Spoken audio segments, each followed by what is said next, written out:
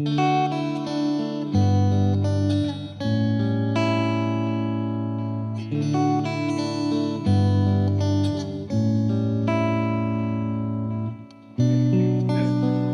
dari pemeriksaan ini apa ini?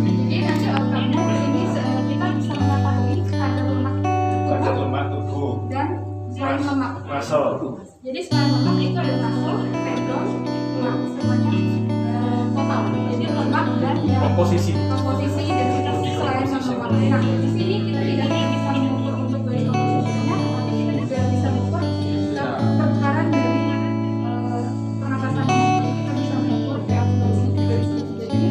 Jadi ini cara pengukurannya sangat simpel, cuman kalau kita menggunakan pertukaran udara, sehingga pasien yang diperiksa ini harus menanggalkan bajunya, jadi hanya menggunakan pakaian yang ketat, jadi kayak pakaian renang. Jadi kalau laki-laki ini pakai celana khusus seperti ini, full press body, dan wajib menggunakan topi. Ya, jadi kalau yang perempuan Ini anak-anak atau apa ini? Oh, contoh. dan ini untuk yang topi. Kalau perempuan jadinya ya pakai berapa sama bawah dan wajib topi, karena ini kita mengukurnya kan perubahan udara. Ya. Jadi harus pakaian khusus. Nggak ada udara yang mengembang ini loh. Ya, dan ini tidak hanya untuk dewasa, tapi juga bisa anak-anak. Ya. Dan bisa untuk sampai 200 kg. Apakah itu ada misalnya nanti untuk pelari, perenang, atau untuk misalnya olahraga yang khusus tinju, kemudian sepak bola, itu ada suatu standar khusus yang harus bisa dilihat dari ini. Misalnya seorang pemain bola itu komposisinya harus begini, misalnya seperti itu. Ya, jadi memang alat ini kan sebenarnya selain buat atlet, bias orang penampilan diet. Apalagi kalau karena kita atlet, otomatis kita ketahui kadar lemak yang banyak juga pasti kan itu merugikan. Sehingga kita harus mengetahui bahwa komposisi tubuhnya kadar lemaknya berapa persen, dan itu tentunya nanti akan mempengaruhi program terapi yang selanjutnya. Ya. Jadi sebenarnya ini alat ini cukup bagus sekali.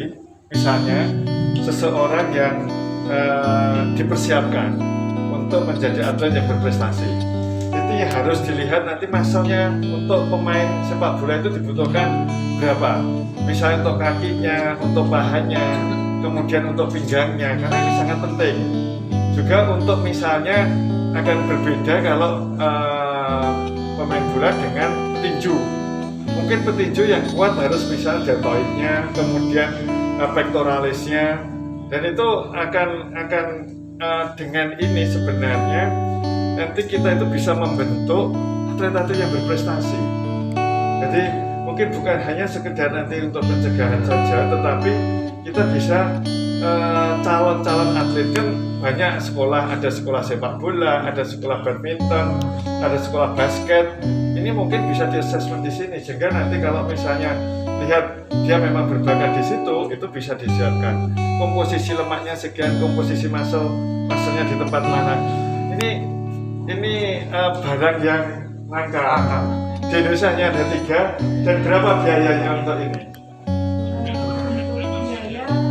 Paket kita pakai. Ya, kira-kira di bawah 1 juta itu. Jadi ini sangat efisien, sangat efektif sebenarnya. Termasuk juga misalnya teman-teman misalnya mau bersepeda atau mungkin untuk kegiatan yang lain, tenis atau apa, bisa diperiksa ini. Sehingga itu akan mencegah terjadinya kefatalan apabila dia bermain. Apa alatnya namanya, Dok? Body composition. Body composition. Ya. Ini kita juga ada K5, Dok.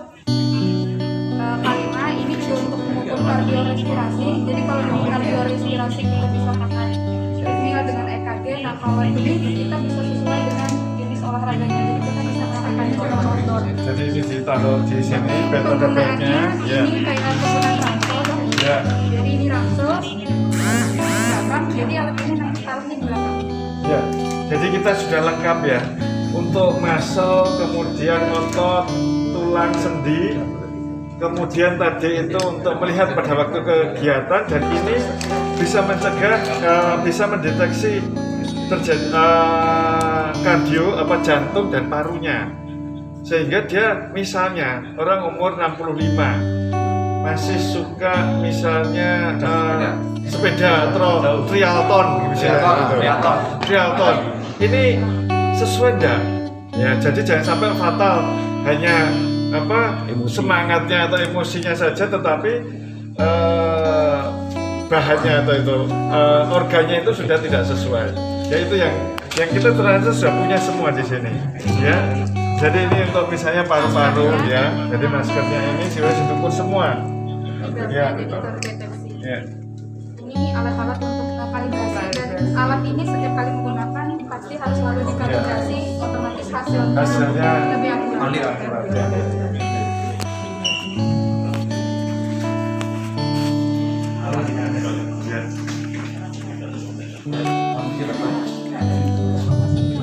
Ini alat USG sebenarnya ini bisa dipakai untuk segala anak organ. Cuma memang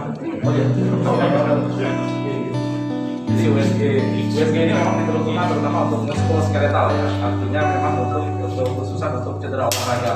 Dokter Haji mungkin bisa ikut ke sini Dokter Haji karena yang pakai banyak ya, dari tidak hanya dari dokter ortopedi, dari dokter rehab, dari dokter neuro juga bisa menggunakan alat ini karena memang alat ini sudah dilengkapi dengan berbagai macam probe yang sangat spesifik ya untuk organ-organ tertentu.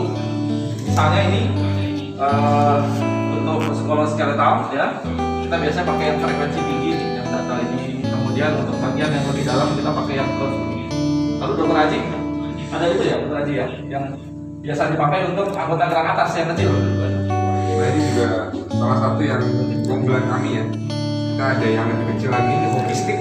Ini tujuannya biasanya untuk benda-benda kecil ya, seperti kita mau melihat tangan, pergelangan tangan. Kalau menggunakan yang besar ini mungkin susah. Kita bisa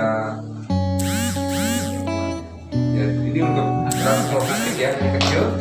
Ini untuk tangan, pergelangan tangan sangat lebih jelas sekali daripada yang ada di yang lain. Boleh dicoba.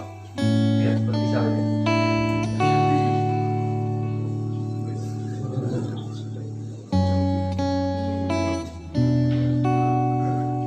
Kita bisa lihat yang sampai itu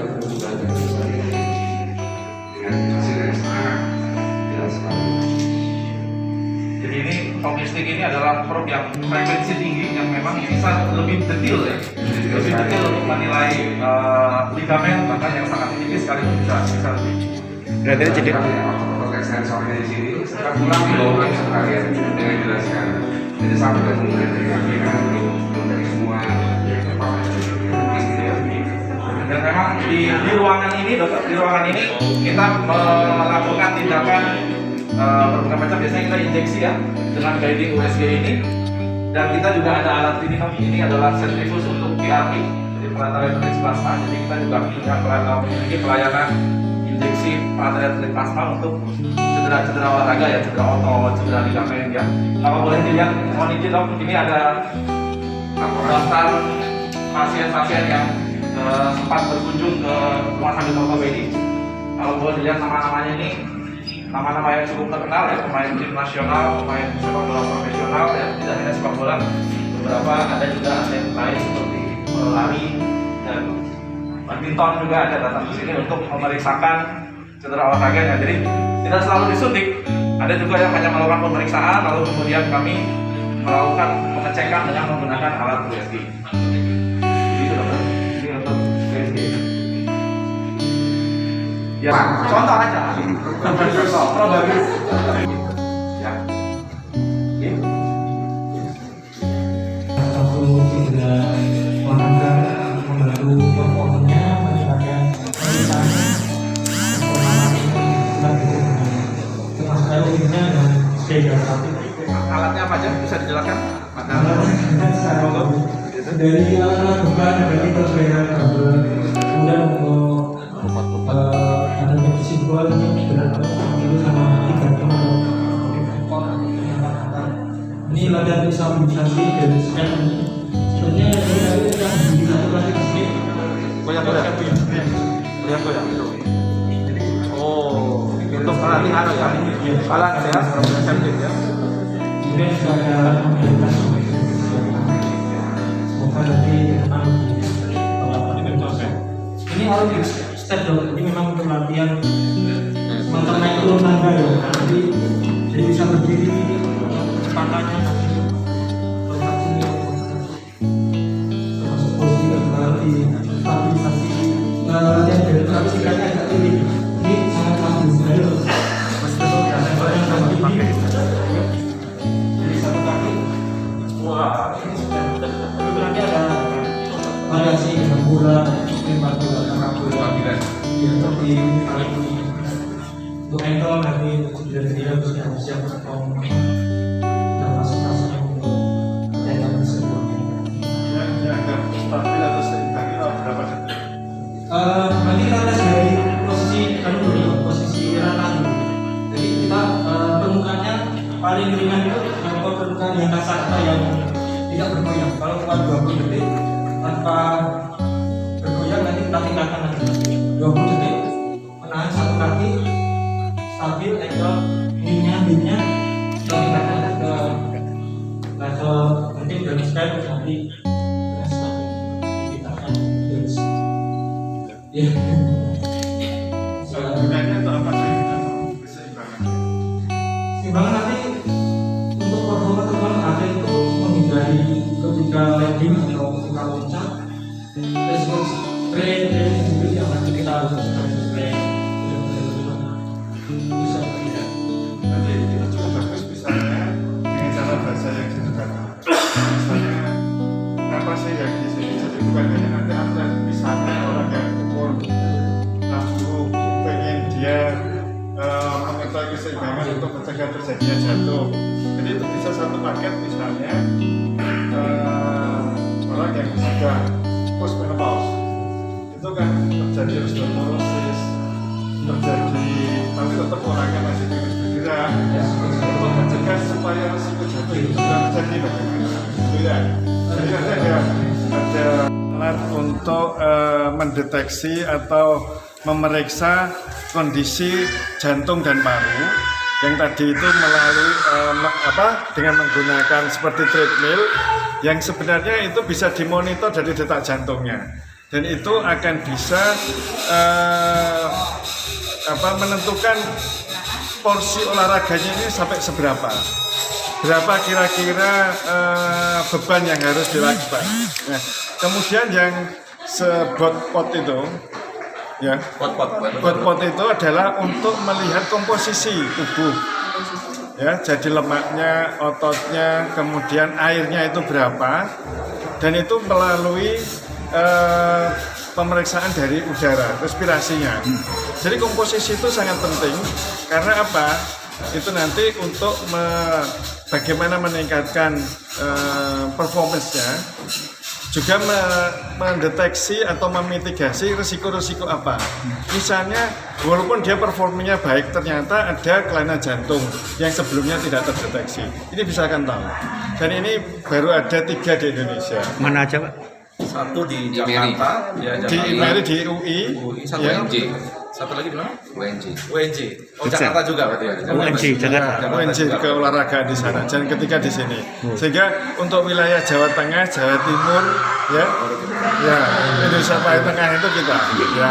Sehingga ini tidak menutup kemungkinan dari teman-teman yang dari tempat lain itu untuk memeriksakan di sini. Dan lagi ini tidak terlalu mahal. Kalau di Solo itu tidak terlalu mahal, dan tidak terlalu mahal, ya. Cuman mungkin belum bisa di cover oleh BPJS ya, belum untuk diagnosa masih belum. Tetapi kalau tindakan itu masih bisa nanti. Misalnya rekonstruksi dari tendon, rekonstruksi dari ligamen, masih bisa. Mengap. Ini sebenarnya sebagai apa itu? Ya kayak pengumuman gitu ya. Yeah. Declare-nya itu baru Declare-nya. hari ini. Sebenarnya kita sudah melakukan ini sudah lama. Dulu kan masih belum ada tempat yang khusus, jadi masih bercampur di poliklinik. Nah sekarang ini sudah kita brandingkan sehingga orang tidak ragu lagi untuk bisa datang ke sini. Dan di sini bukan hanya satu keahlian, tetapi bisa berkolaborasi. Jadi dokter ortopedinya pun juga bukan ortopedi yang umum, tapi ortopedi yang misalnya ada yang khusus untuk rekonstruksi, untuk hand dan ekstremitas atas, untuk tulang belakang, ya. Kemudian juga teman-teman dari rehabilitasi medik, neuro, penyakit dalam, sehingga keluaran dari sini, outcome-nya pemeriksaan dari sini ini sudah lengkap. Ya, mungkin itu nanti ya memang mungkin makin lama kita akan makin kualitasnya pasti akan lebih bagus. Sebetulnya ya sudah cukup banyak ya, mungkin kalau panjenengan pasti nama-namanya sudah sangat kenal ya, seperti Evan Dimas, Ya, oke. Darmono, ya, kemudian Hansa Moyama, Zulfiandi, ya, Putu Gede Juniantara, ya, Pemain bola semua dong. pemain bola semua. Kemudian atlet badminton yang peraih medali emas ya, Oktila Ratri, Oke. ya, mendapatkan 3 medali emas. NPC. Itu, ya NPC itu juga memang pasien kami ya di sini yang memang sering mengkonsultasikan ke rumah sakit ortopedi begitu. Beberapa klub seperti PSIS Semarang yang tentunya yang dekat dengan ini ya, dekat dengan Solo, PSIS Semarang, PSS Sleman ya. Persis ada nggak, Dok? Persis jelas karena memang Persis bekerja sama dengan rumah sakit kami. Oke. Ya. Jadi Persis Solo itu bekerja sama dengan rumah sakit kami dalam hal penanganan medisnya. Jadi ya sering sekali pemain-pemain Persis mulai dari level yang senior sampai yang paling junior, jika ada masalah dengan kesehatan diperiksakan ke klinik kami. Kalau untuk umum begitu daftar langsung diperiksa hari itu juga. Oh iya, jelas langsung kami periksa hari itu juga. Karena kan di sini ada jadwal juga gitu ya. Jadi Untuk paketnya ada di-share, bisa nggak nanti dilihatkan di ya boleh nanti boleh di-share-kan. Di sini kan mayoritas pasien BPJS ya, Dok ya, dan kami bisa pasien BPJS. Sebetulnya tidak hanya klinik ini ya, kita juga punya penunjang ya, Dok, seperti MRI,